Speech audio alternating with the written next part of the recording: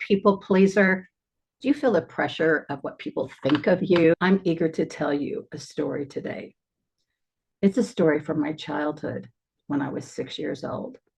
I can't wait to have you meet a significant woman in my life who taught me what really matters. I am Precious Hope. I'm a retired counselor. Stories were my life. Stories are my life. Today, I'm going to talk about a woman who made a big difference in my life. After this story, I want to offer 3 lessons I learned from this elegant woman. Today, I'm going to be reading to you a story about my life. It was Tuesday, the day my mother, who was the pastor's wife, would do visitation. She would visit the sick, the shut-ins, and she'd welcome people like the Corbins. Just moved to town. Mrs. Corbin would be home at the time my mother had scheduled, but there was a problem. I was 6 years old, and my mother had no one to take care of me. So she had no other option but to take me on visitation.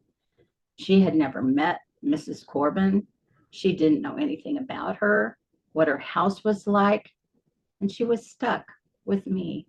I'd have to go. Well, my mom made sure I was going to look nice. I got to wear my Sunday dress, and I wore my Sunday socks and shoes. My hair was neatly put in place. As we were driving to the address, my mother rehearsed manners. Make sure and say please. Make sure and say thank you. And she highlighted, do not touch anything. When we drove up to the Corbins, we looked at this amazing, big, beautiful home. On the porch, there were beautiful flowers. My mom let me ring the doorbell. And opening the door was this beautiful, tall woman. Her hair was perfectly in place. The fragrance of her perfume was amazing. And she led us into the dining room. Each of us sat down at our place. Oh, the table was round and it had a lace tablecloth on it with flowers right in the middle. But what caught my eye was this glass cabinet filled with teacups. The most beautiful teacups I had ever seen, and they were lined in a row. Mrs. Corbin went to the glass cabinet and opened it up. She took out a beautiful teacup and she set it right in front of me. I looked at it. It was the most beautiful thing I'd ever seen. It was royal blue and it had gold flowers on it and there was a gold rim. I looked at my mother and I remember her words, do not touch. I couldn't imagine that Mrs. Corbin had anything more beautiful in her home than this teacup. What am I supposed to do? I'm not to touch it. Mrs. Corbin felt the tension between me and my mother.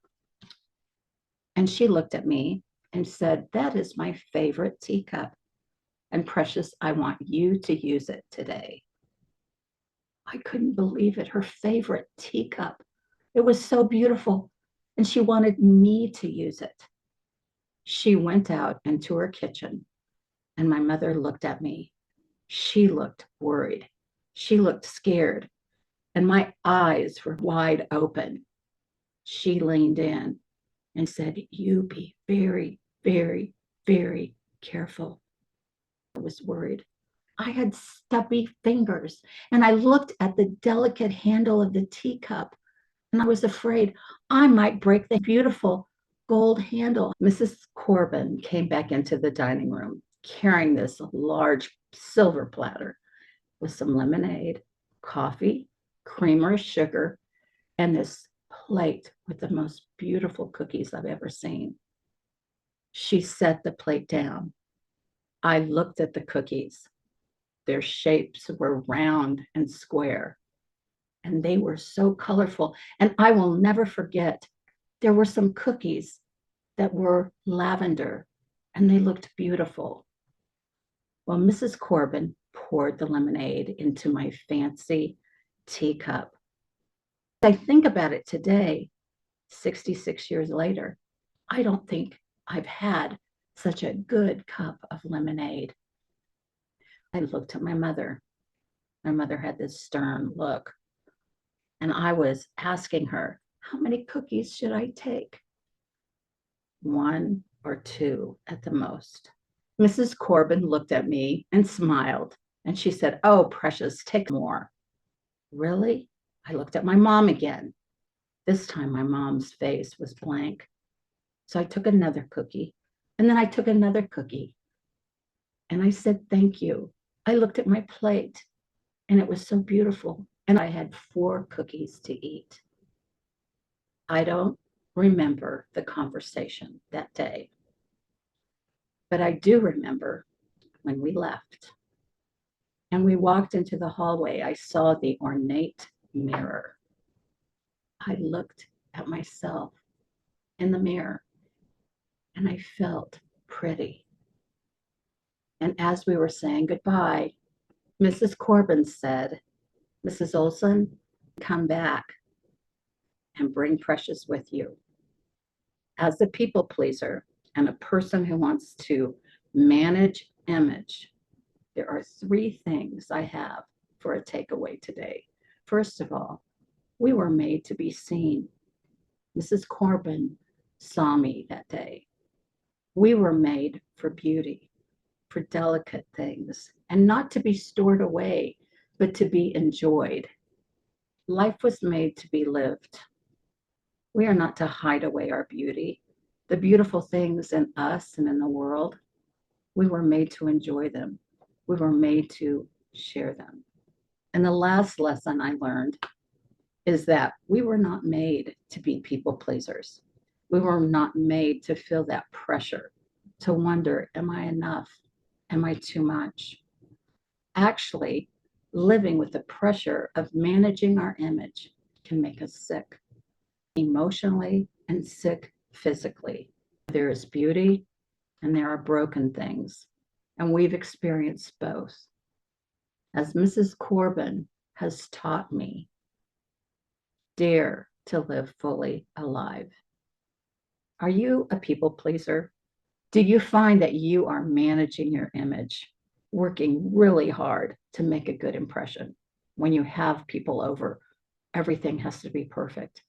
And when you go out, you're really hoping that when people see you, they're not going to think something bad of you. In conclusion, I would like to read a reflection.